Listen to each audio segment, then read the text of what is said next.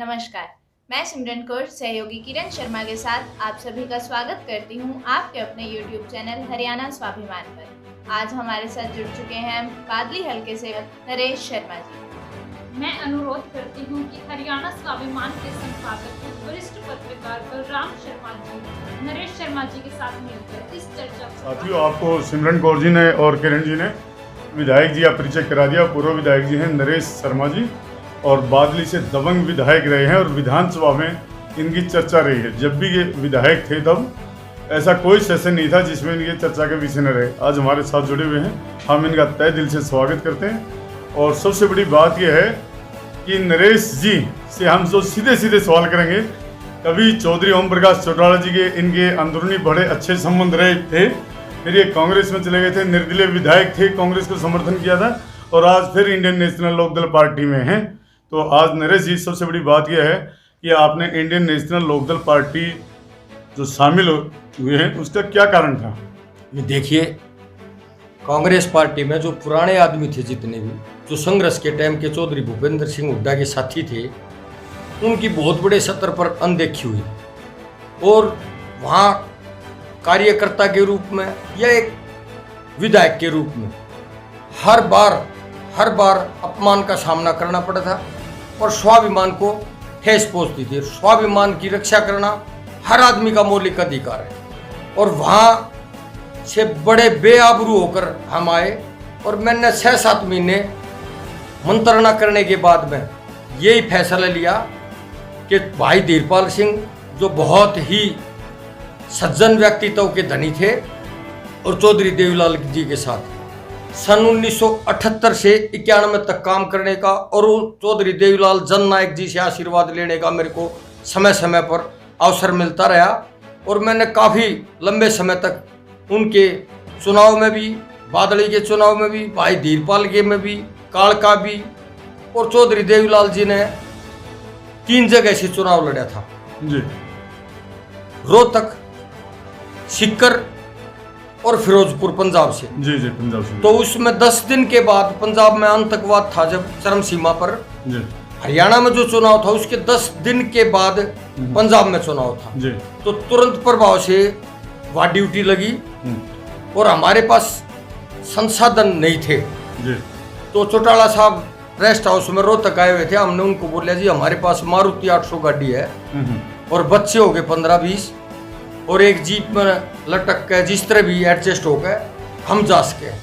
तो उन्होंने हमारी अब और फाजिल का जी ड्यूटी लगाई, 2 विधानसभा क्षेत्र संभालने आपको और वहाँ भी रात और दिन चौधरी देवीलाल जी के लिए काम करने का अवसर प्राप्त हुआ। विधायक जी, आपको कांग्रेस की टिकट मांग रहे थे। आपको ध्यान होगा जब इंडियन नेशनल लोकदल की प्रदेश में सरकार थी और उस दौरान चुनाव हुए थे और आप कांग्रेस की टिकट मांग रहे थे, लेकिन कांग्रेस की टिकट आपको किन कारणों से नहीं मिली थी और आपने निर्दलीय बादली हल्के का श्रेय में आपको ही चाहता। शायद बादली हल्के से पहली बार शायद आप ही निर्दलीय विधायक बने होंगे। निर्दलीय भी और कांग्रेस भी पहली बार। कांग्रेस से भी आप पहली बार ही विधायक बने थे, लेकिन उस दौरान कांग्रेस की आपसे टिकट कट गई थी, फिर आपने कांग्रेस को समर्थन दिया, फिर उसके बाद आप कांग्रेस से टिकट लेकर आए, फिर आपकी फिर टिकट कट गई। तो इसमें किसका हाथ है ज्यादा? जब भी जी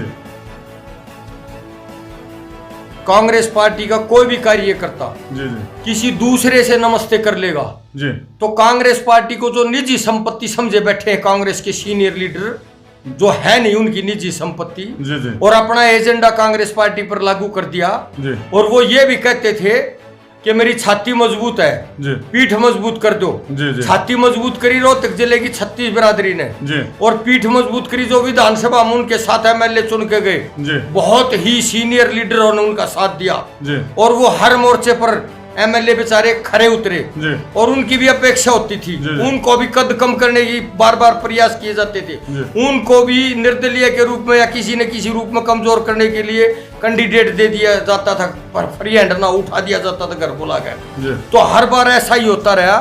MLA ने उनकी पीठ पर वार नहीं होने दिया, फ्री हैंड दिया उनको। विपक्ष से MLA ही गुड़ते थे, MLA ही लड़ते थे, विपक्ष की आवाज दबाते थे नहीं, या रोकते थे? आप विधायक जी, आप सीधे सीधे ये बताइए, आप किस पे कांग्रेस कई गुटों में बटी हुई है, किसका पलड़ा भारी था, किसके कारण आप लोगों ने कांग्रेस नहीं, पार्टी देखिए, छोड़ी? हम पार्टी की नीतियों में पार्टी को अपनी मां समझते हैं, जहाँ रहते हैं वहाँ ईमानदारी से काम किया और मजबूती से काम किया, जिसके साथ रहे, तन मन धन से समर्पित भाव से रहे, और आज INLD में आए हैं, समर्पित भाव से आए कांग्रेस हैं। पार्टी छोड़ने का और मुख्य कांग्रेस पार्टी छोड़ने का मतलब यह बहुत बड़े स्तर पर अनदेखी हो रही है। और कांग्रेस पार्टी मैंने क्या अकेले ने छोड़ी है, जी, बहुत लंबा इतिहास है। कांग्रेस तो खाली कर दी पिता पुत्र ने, सबको पता है, ये किसी से छुपी हुई बात नहीं है। नहीं, पिता पुत्र का मैं स्पष्ट आपको आप सब जानते हो, पत्रकार हो आप, पूरे प्रदेश में घूमते हो।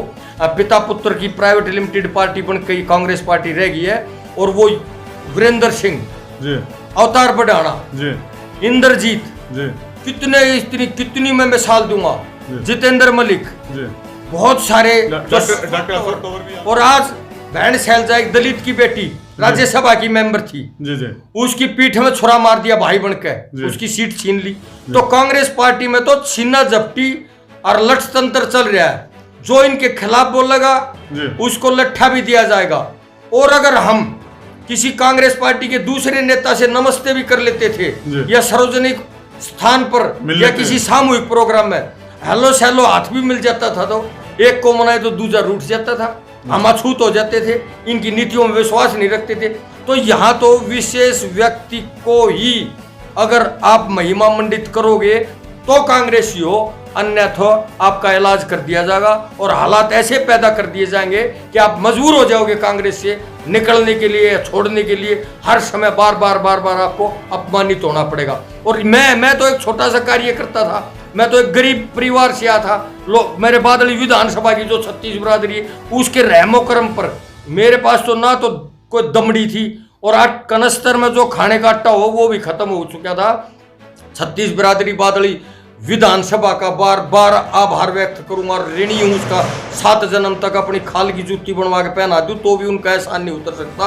उन्होंने मेरा कर्जा भी तारा, मैं विधानसभा में पहुंचाया, मैंने बिना शर्त भूपेंद्र हुड्डा को समर्थन दिया। लेकिन आज जो कांग्रेस पार्टी के हालात है, ये मैं नहीं बोल रहा, कांग्रेस पार्टी के सीनियर नेताओं ने बोला, रोहतक के ही मंच से बोला, आपकी भी टीम वहां हर हाल में उपस्थित होगी कि मैं कांग्रेस पार्टी से पूर्ण रूप से मुक्त होकर आया हूं। कांग्रेस पार्टी वो कांग्रेस पार्टी नहीं रही जो पहले थी।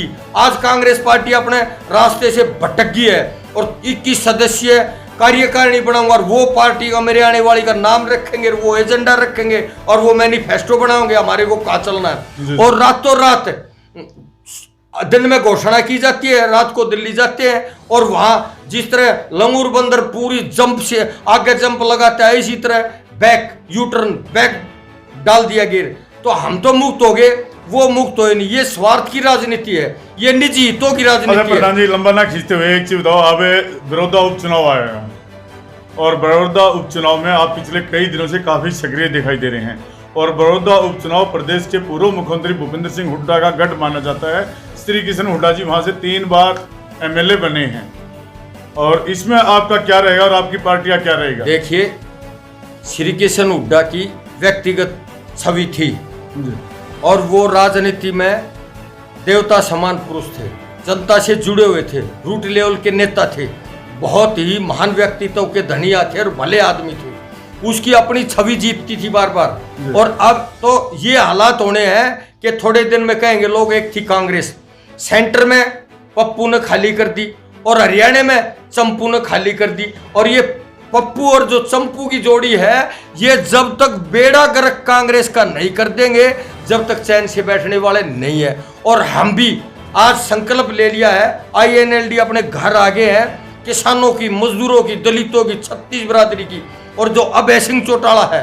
आज संकट काल था पूरे हरियाणा प्रदेश में, देश में नहीं विश्व स्तर पर एक ही नेता ऐसा था जो पूरी जनता के बीच में, किसानों के बीच में मंडियों के दौरे करे, किसानों की फसल नहीं बिकती थी, मजबूर कर दिया। और आज एक सेकंड, आज कांग्रेस पार्टी के 31 MLA थे, एक पूजनीय चौधरी साहब सर्वोग सुधार के हमारे श्री किशन हुड्डा जी, तो 30 MLA हैं। 30 MLA विपक्ष की भूमिका नहीं निभा पा रहे। क्यों?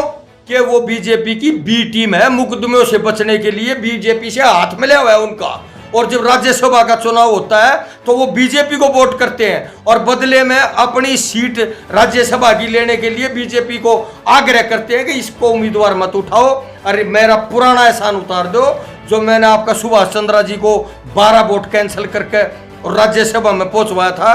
तो आज स्वार्थ की राजनीति, निजी हित सर्वोपरि है। कांग्रेस का तो कोई एजेंडा है ही नहीं। कांग्रेस का जो स्वाभिमानी कार्यकर्ता है या नेता है, आज या तो वो मजबूर हुआ बैठा है बेचारा या कांग्रेस छोड़ने के लिए मजबूर हो गया, तो इन्होंने तो कांग्रेस खाली कर दी, निजी एजेंडा लागू कर दिया। प्रधान जी हमेशा अपने वाक युद्ध में लड़ते रहते हैं और दबंगता के साथ अपनी बातें उठाते रहते हैं। प्रधान जी मेरा सीधा सीधा सवाल यह है कि बड़ौदा उपचुनाव में आपकी पार्टी की भूमिका क्या रहेगी वो बताएं।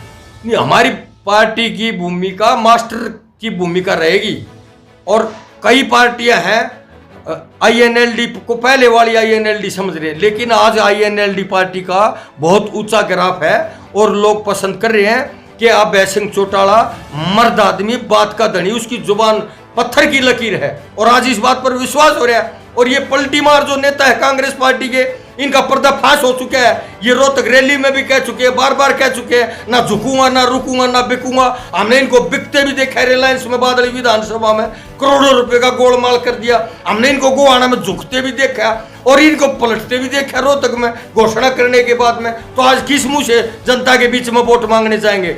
विधायक जी, आपका पूर्व विधायक जी नरेश शर्मा जी का मैं तहे दिल से आभार व्यक्त करता हूं और हमारे साथ जुड़े इसके लिए भी हम आभारी हैं। और विधायक जी और कोई विशेष संदेश आप देना चाहें तो आप दे। विशेष संदेश यही है कि मैं बड़ौदा की जनता से भी जरूर आग्रह करना चाहूंगा कि सबको देखा बारी बारी और अभय सिंह चौटाला अब की बारी। अगर ये सीट अभय सिंह चौटाला को दे दी तो एक एमएलए पूरी विपक्ष की भूमिका निभा रही है। कांग्रेस पार्टी पूर्ण रूप से विपक्षी भूमिका निभाने में असफल रही है और एक एमएलए और अगर बड़ौदा ने दे दिया तो 2 एमएलए नहीं होंगे बल्कि 11 की ताकत के रूप में आएंगे। और ये जो जन विरोधी सरकार है बीजेपी की, ये जो बेलगाम घोड़ों की तरह जन विरोधी फैसले ले रही है, इसके नाक में नकेल डालने का काम अभय सिंह चौटाला करेंगे। तो इसलिए ये सीट आईएनएलडी के लिए देनी जरूरी है। बड़ौदा के भाइयों के, छत्तीस बरादरी के भाइयों से मैं प्रार्थना, आग्रह और निवेदन भी आपके चैनल के माध्यम से जरूर करना चाहूंगा। Thank you. धन्यवाद पत्रकार महोदय, धन्यवाद।